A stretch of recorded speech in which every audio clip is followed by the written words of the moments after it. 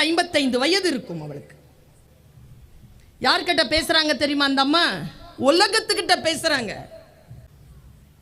அந்த அம்மா சொல்றாங்க, என் அம்மா பேர் ஷியாமலா, என்னுடைய தாத்தா பேர் கோபாலன். எங்க அம்மா எனக்கு 5 வயது முதல் 12 வயது வரைக்கும் என்னை தாத்தா வீட்டிற்கு அழைத்து போவார். தாத்தா ஓய்வு பெற்ற ஒரு அரசு அதிகாரி. லாங் வாக் போவார், என்னையும் கூட்டிட்டு போவார். அப்படி கூட்டிட்டு போகும்போது நான் அவரையே பார்த்துட்டு வருவேன். இப்படி பார்க்குறதுனா என்ன அர்த்தம்? குட்டி பாப்பான்னு அர்த்தம்.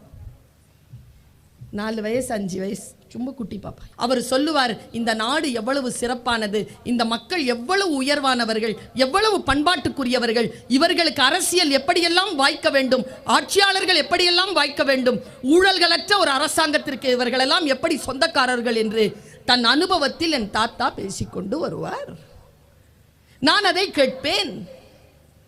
அதன் பிறகு 20 ஆண்டுகளில் என் தாத்தாவின் சொற்கள் என் ஆன்மாவுக்குள், என் உடலுக்குள், என் உதிரத்திற்குள் ஆழமாக பதிந்துவிட்ட காரணத்தினால் நான் சிவில் சர்வீஸ்ல ஆர்வம் கொண்டேன். 20 ஆண்டுகள் கழித்து இன்றைக்கு பல்வேறு விதமான போராட்டத்திற்கு மத்தியில் அரசியலில் புகுந்தேன். என் தாத்தாவின் சொற்களை பிடித்துக் கொண்டு நான் முன்னேறிய அந்த முன்னேற்றம் எங்கே கொண்டு வந்து என்னை நிறுத்தி இருக்கிறது தெரியுமா? இன்றைக்கு யுனைடெட் ஸ்டேட்ஸ் ஆஃப் அமெரிக்காவின் துணை ஜனாதிபதியாக நான் நிற்கிறேன் என்று சொன்னார் கமலா ஹாரிஸ். உங்களுக்கு நான் கடத்த வேண்டிய செய்தி என்ன தெரியுமா? அந்த தாத்தா தன்னுடைய பேத்தி கிட்ட டைரக்டா எதுவுமே பேசல. அது பக்கத்தில் இருக்கும்போது இவர் தம் ஃப்ரெண்ட்ஸ் கிட்ட பேசிட்டு இருந்திருக்கிறார். அதான் மேட்டருங்க.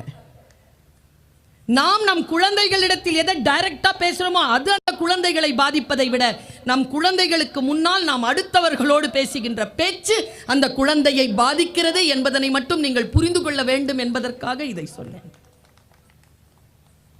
சொற்கள் நம் வாழ்க்கையை மாற்றும் நண்பர்களே, என் தமிழ் உறவுகளே. ஒரு மாசத்துக்கு முன்னால தினத்தந்தியில வந்த செய்தி. 7 வயசு ஒரு பையனுக்கு அவங்க அப்பாவை ஒருத்த கொலை பண்ணிட்டான், சித்தப்பாவையும் சேர்த்து கொலை பண்ணிட்டான். ஜெயிலுக்கு போயிட்டான். 17 வருஷம் ஜெயில் அனுபவிச்சுட்டு 2 வருஷம் லேத்து பற்ற வச்சு பொழப்பு நடத்திட்டு இருக்கான் அந்த கொலையாளி திருந்தி. இந்த 7 வயசு பையன் இருக்கான்ல, அந்த பையன் 2-3 வருஷமா அந்த ஆளை பார்த்துக்கிட்டே இருந்து அந்த ஆளை தன் 4 நண்பர்களோடு சேர்ந்து கொலை பண்ணிட்டான். இப்ப வயசு அவனுக்கு 29.